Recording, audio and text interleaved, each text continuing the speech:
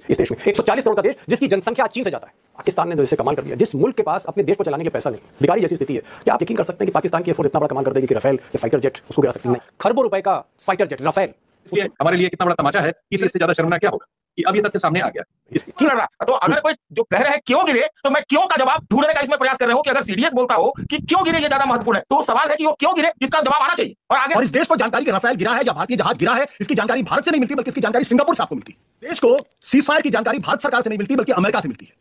और यहाँ अब ये लिख रही है कि इंडिया हैज एक्सेप्टेड कि पाकिस्तानी फाइटर पायलट्स ने, पाकिस्तानी एयरफोर्स ने भारत के जेट्स को गिराया है। एंड दिस इज आज ये सवाल कितना बड़ा है, संख्या ना जाने, लेकिन सच तो देश को जानना चाहिए ना, सच को तो पता चलना चाहिए। और भारत के कुछ विमान गिरे हैं, ये अपने आप में बहुत बड़ी खबर है। पहली बार सरकार या सेना की तरफ से इस बात का कंफर्मेशन किया गया है कि दरअसल विमान तो गिरे हैं। इंपॉर्टेंट ये कि क्यों गिरे, किन गलतियों की वजह से गिरे। छुपेगा कुछ नहीं, आज की दुनिया में कुछ छुप नहीं पाता। भाग्यपूर्ण है कि सात समुद्र पार से और बाहरी उसी मीडिया से आ रहे हैं जो मीडिया पहले दिन से हमें बता रहा है कि हमारे विमानों की क्षति हुई है, उसकी आखिर में पुष्टि भी वही कर रहा है। इससे ज्यादा भारतीय प्रेस के लिए शर्मनाक क्या हो सकती है? कारण के बाद ये फिर बात बाहर नहीं आनी चाहिए थी, अगर ये एक और टेक्निकल मिस्टेक हो गई। पाकिस्तान को क्या तो अभी 35 दे दिया उन्होंने, इस साल उनको सप्लाई मिल रही है। हमारे यहाँ तो अभी डिसाइड होगा कब आएगा 27-28, और कोई जो जिसको हम ऑर्डर देंगे जहाज ऐसे नहीं मिलते कि बने हुए रखे हो, ऑर्डर जाता है, पैसा जाता है, उसके बाद बनना शुरू होते हैं। तो चाहिए और आगे आने वाला समय बहुत खतरा है और इसको समझ। चौहान ने बड़ा खुलासा किया जिससे देश की आंखें खुल गई कि हमारे फाइटर जेट गिराए गए थे। इस सच को आखिर देश से क्यों छुपाया जा रहा था? अगर कोई दोषी है तो मोदी सरकार है, जिसने पाकिस्तान से निपटने के लिए, युद्ध की स्थिति में निपटने के लिए फाइल ही नहीं देखी गई। पाकिस्तान जल्द ही चीन से एक ऐसा जहाज लेने जा रहा है जो इनविजिबल है, जिसे 5th जनरेशन टेक्नोलॉजी कहा जा रहा है, J-35। ये एक ऐसा जहाज है जो पूरा गेम पलट सकता है। दुर्भाग्य है, दुख की बात है, ट्रेजेडी है, त्रासदी है, ये जहाज भी इस्लामाबाद में खड़ा करने जा रहा है चीन। अब दोस्तों, मेरा जो मकसद है, मेरा जो इरादा है, किसी को मायूस करने का नहीं, किसी का भी जरूरी है। और सच्चाई ये है कि आज की तारीख में सरकार तैयारी क्या कर रही है? अगर 6 महीने में फिर कुछ खेल होता है, क्या तैयारी चल रही है इस देश में? 104 अगर हमारा जहाज गिरा है तो इसके जिम्मेदार हम भी हैं।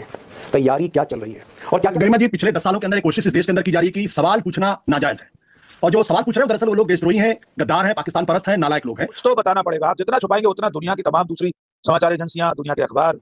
जैसे कि हाइलाइट्स में हमने देख ही लिया है, आगे चल के डिटेल में मज़ीद वीडियो आपके साथ शेयर करेंगे। इस वक्त पूरे भारत में मातम का समय।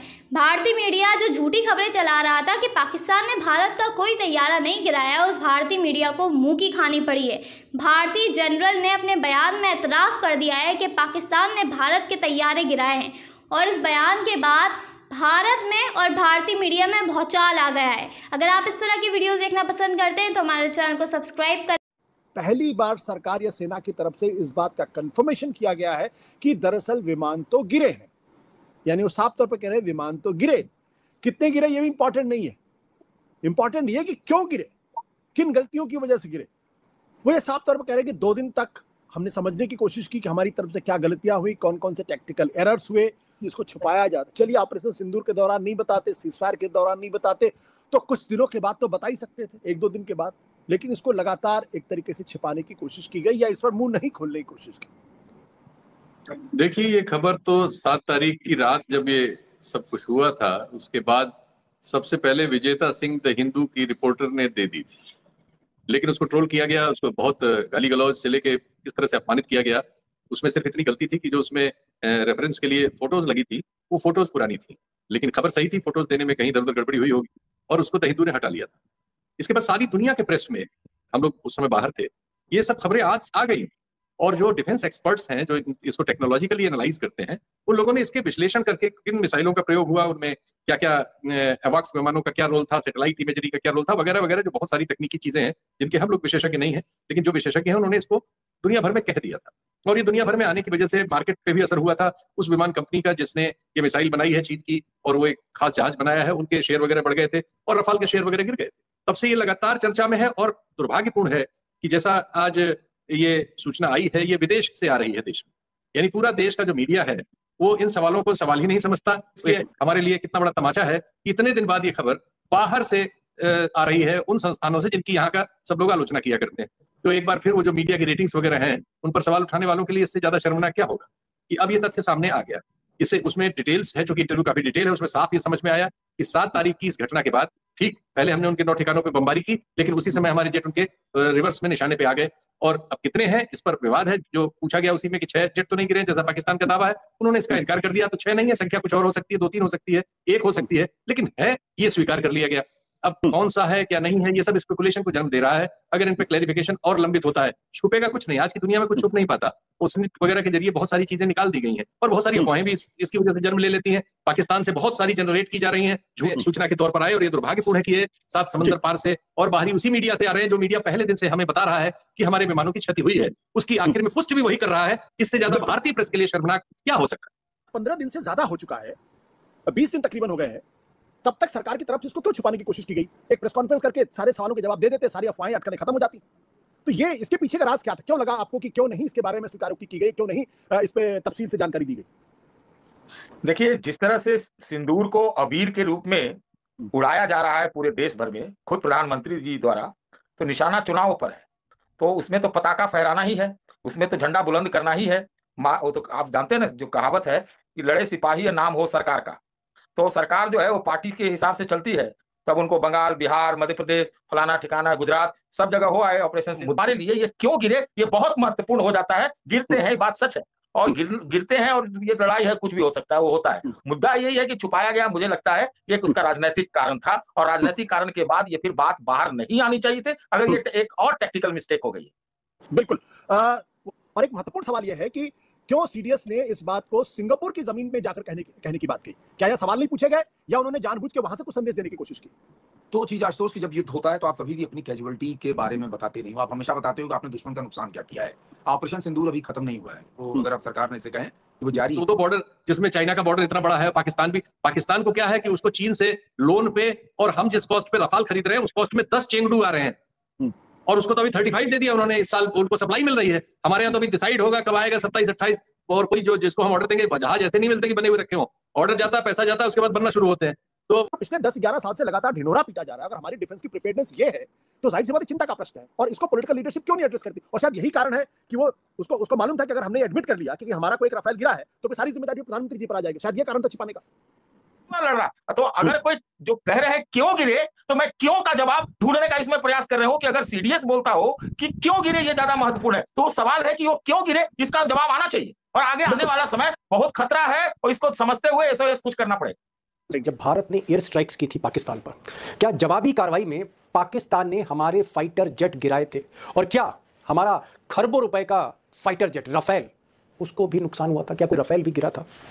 अब ये जो खबर है जो दुनिया भर में छपती रही है, इस पर मोदी सरकार के हर बड़े लीडर ने, मंत्री ने, और खासकर गोदी मीडिया ने कहा कि ये खबर प्रोपेगेंडा है, ये खबर गलत है, ये खबर सही नहीं है। अब तक का सरकार का स्टैंड ये रहा है, और हमने भी माना इसको।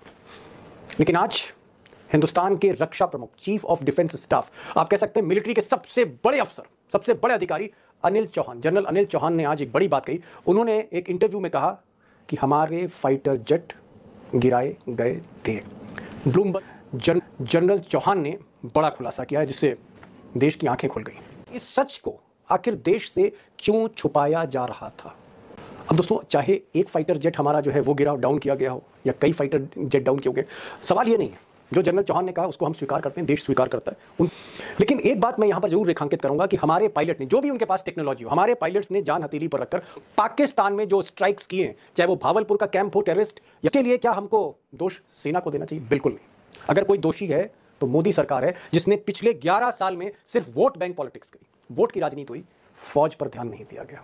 फौज पर ध्यान नहीं दिया पिछले 11 साल में। चीन से निपटने के लिए, पाकिस्तान से निपटने के लिए, युद्ध की स्थिति में निपटने के लिए फाइल ही नहीं देखी गई। सच्चाई ये भी है कि मोदी जी दुनिया भर में डंका पीटते रहे, भारत का टेक्नोलॉजी का डंका पीटते रहे, डिजिटल इंडिया का डंका पीटते रहे, डिफेंस कॉरिडोर की बात करते रहे। हकीकत ये है, अगर सच्चाई की बात की जाए, कि उसके तमाम चीफ लिखते रहे फाइलों पर, कावेरी इंजन प्रोजेक्ट डिले होता रहा, इलेक्शन पर इलेक्शन होते रहे, सभी पार्टियां अपनी वोट बैंक बनाती रही। अब दोस्तों, आप सोच रहे होंगे कि पाकिस्तान ने जैसे कमाल कर दिया, जिस मुल्क के पास अपने देश को चलाने के लिए पैसा नहीं, भिखारी जैसी स्थिति है, क्या आप यकीन कर सकते हैं कि पाकिस्तान की एयरफोर्स इतना बड़ा कमाल कर देगी कि राफेल या फाइटर जेट उसको गिरा सकती? नहीं, फुर्सत नहीं है। जिस देश को सांप्रदायिक दंगों से फुर्सत नहीं है, जिस देश को वोट बैंक पॉलिटिक्स से फुर्सत नहीं है, वो देश, कितने जहाज गिर गए, 1500 करोड़ का एक जहाज था या 2000 करोड़ का एक जहाज था, हमारे आपके पैसे का जहाज था। जहाज गिरने की फुर्सत किसको है? देश तो वोट गिन रहा है। और शायद इसीलिए ध्यान हमारा ये भी नहीं गया कि पाकिस्तान जल्द ही चीन से एक ऐसा जहाज लेने जा रहा है जो इनविजिबल है, जिसे 5th जनरेशन टेक्नोलॉजी कहा जा रहा है। जी हाँ, मैं बात कर रहा हूं चीन के आधुनिक जहाज की, जो चीन बना चुका है, दावा कर रहा है, J-35। ये एक ऐसा जहाज है जो पूरा गेम पलट सकता है। दुर्भाग्य ये है, दुख की बात ये है, ट्रेजेडी है, त्रासदी है ये जहाज भी इस्लामाबाद में खड़ा करने जा रहा है चीन। इस्लामाबाद में भी जहाज खड़ा करेगा नया, बांग्लादेश में भी खड़ा करेगा। और अगर अब दोस्तों मेरा जो मकसद है, मेरा जो इरादा है, किसी को मायूस करने का नहीं, किसी का मनोबल तोड़ने का बिल्कुल नहीं है, डिमोरलाइज करने का नहीं, लेकिन सच्चाई आपके सामने रखनी जरूरी है। और सच्चाई ये है कि आज की तारीख में सरकार तैयारी क्या कर रही है। अगर 6 महीने में फिर कुछ खेल होता है, फिर कोई टेररिस्ट अटैक होता है, फिर हम हमला करते हैं पाकिस्तान, और फिर पाकिस्तान मुखौटा होता है, चीन पीछे आ जाता है और अपने नए 5th जनरेशन जहाज के साथ आता है, इसकी क्या तैयारी है, क्या तैयारी चल रही है इस देश में? 140 करोड़ का देश जिसकी जनसंख्या आज चीन से ज्यादा है, चीन से भी ज्यादा जनसंख्या हमारी, क्या कर रहे हैं हम, क्या तैयारी है, सरकार की क्या तैयारी है? और सिर्फ फौज से ही सवाल क्यों पूछे जाए? सवाल हम खुद से पूछेंगे, क्योंकि एक चीज याद रखिएगा, मैंने पहले भी कहा है कि जंग फौज नहीं लड़ती, जंग पूरा देश लड़ता है। अगर हमारा जहाज गिरा है तो इसके जिम्मेदार हम भी हैं। तैयारी क्या चल रही है और क्या क्या गलतियां सरकार करती गई, क्या इसका पोस्टमार्टम नहीं होना चाहिए? क्वेश्चन पूछा कितने रफाल गिरे हैं, कितने फाइटर जेट गिरे हैं। पाकिस्तान ने तो यह क्लेम कर दिया कि 4, 3, 12, 7 सब कुछ। अल जजीरा 5, CNN 2 सब अपने नंबर लगा रहे थे। भारत के चीफ मिनिस्टर तक पूछने लगे थे कि भाई देखिए बता दीजिए कितने रफाल गिरे हैं। और खुद जो रूलिंग डिस्पेंसेशन है उसके काफी नजदीक रहने वाले सुब्रमण्यम स्वामी, उनकी वीडियो को काट काट के चला जा रहा है पाकिस्तान के मीडिया नेटवर्क्स पे, बिल्कुल। और रेवंत रेड्डी की भी वीडियोस चल रही हैं मीडिया। और आप ही बताइए कि एडमिट कर रहे हैं या ये माइल्डली नेगेट कर रहे हैं, आप समझिए। लेट यू बी द जज, क्योंकि पूरी दुनिया अब ये लिख रही है कि इंडिया हैज एक्सेप्टेड कि पाकिस्तानी फाइटर पायलट्स ने, पाकिस्तानी एयरफोर्स ने भारत के जेट्स को गिराया है, and this is coming from no other person, no other authority than India's CDS। इसे देखिए। गरिमा जी, पिछले 10 सालों के अंदर एक कोशिश इस देश के अंदर की जा रही है कि सवाल पूछना नाजायज है, और जो सवाल पूछ रहे हैं दरअसल वो लोग देशद्रोही हैं, गद्दार हैं, पाकिस्तान परस्त हैं, नालायक लोग हैं, और ये देश के साथ नहीं है। तो सवाल अगर विपक्ष पूछ रहा है तो ये तो उनका हक है। भाई 4 लोग कहां हैं? अगर वो सवाल पूछना बंद कर देंगे तो सरकारें डिक्टेटरशिप में चली जाएंगी। ये बात नीरज कुमार अच्छी तरीके से जानते हैं। मुझे लगता है कि 2 चीजें बहुत ही खराब हुई हैं पिछले 10, 12, 15, 20 दिनों के अंदर। पहली बात, इस देश को सीज फायर की जानकारी भारत सरकार से नहीं मिलती बल्कि अमेरिका से मिलती है। और इस देश को जानकारी कि राफेल गिरा है या भारतीय जहाज गिरा है, इसकी जानकारी भारत से नहीं मिलती बल्कि इसकी जानकारी सिंगापुर से आपको मिलती है। क्या इस देश की सरकार का यह कर्तव्य नहीं था कि वो खुलकर बोलती कि भाई युद्ध है, जहाज गिरते हैं, इसमें कोई नई बात नहीं है? हमको यह जानकारी सिंगापुर में CDS जाके देना, सवालों का जवाब देना उचित समझते, भारत में क्यों नहीं जवाब देते? में आज ये सवाल कितना बड़ा है, संख्या ना जाने लेकिन सच तो देश को जानना चाहिए ना, सच को तो पता चलना चाहिए। और साथ में दसाव जो कह रहा है कि पायलट्स अनट्रेन्ड थे, तो क्या माना जाए कि कंपनी जानबूझ करके पायलट्स के ऊपर, भारतीय पायलट्स के ऊपर ठीकरा फोड़ना चाहती है, और फिर भी सरकार मौन है? सरकार ने इस चीज का कहीं खंडन नहीं किया है कि जो अनुमा जिस चीज का खंडन कर रही है वैसा कोई खंडन सरकार नहीं कर रही है। कि हमारे युद्धक विमान गिरे हैं, संख्या नहीं बताना चाहते मत बताइए, लेकिन देश को कुछ तो बताना पड़ेगा। आप जितना छुपाएंगे उतना दुनिया की तमाम दूसरी समाचार एजेंसियां, दुनिया के अखबार, खुद राफेल बनाने वाली कंपनी का आप जिक्र बार बार कर रहे हैं, उन सबकी रिपोर्ट लगातार इस कुहासे को बढ़ा रही है कि कुछ तो है जिसकी पर्दादारी है। और इस पर्दादारी से क्या हासिल होगा? क्या आपको सचमुच में लगता है कि आजकल की दुनिया में, इस टेक्नोलॉजी की, IT के युग में, अंततः आप ये छुपा ले जाने में कामयाब हो जाएंगे कि हमारा एक राफेल गिरा, हमारा एक मिग गिरा, सुखोई गिरा, या एक भी नहीं गिरा? अंततः ये सच्चाई एक दिन देश के सामने आ जाएगी। ऑडिट की जिस दिन गोदी मीडिया ने जो कहा था कि इस्लामाबाद पहुंच गई है फौज, कराची जल रहा है, लाहौर पर कब्जा हो गया, तुरंत खंडन सरकार ने क्यों नहीं किया? लेकिन वही है कि सब चीज सब समय के लिए। तो ये थी आज की वीडियो। अगर आप भारतीय मीडिया का रिएक्शन देखना और सुनना पसंद करते हैं तो ज़ैक क्रिकेट को जल्दी से सब्सक्राइब करें, बेल आइकन पे क्लिक करें ताकि जैसे ही कोई नई वीडियो आए आपके पास फौरन नोटिफिकेशन आ सके। इसके अलावा आप हमें फेसबुक और टिकटॉक पर भी फॉलो कर सकते हैं, लिंक आपको डिस्क्रिप्शन में मिल जाएगा। अगली वीडियो में मुलाकात होगी।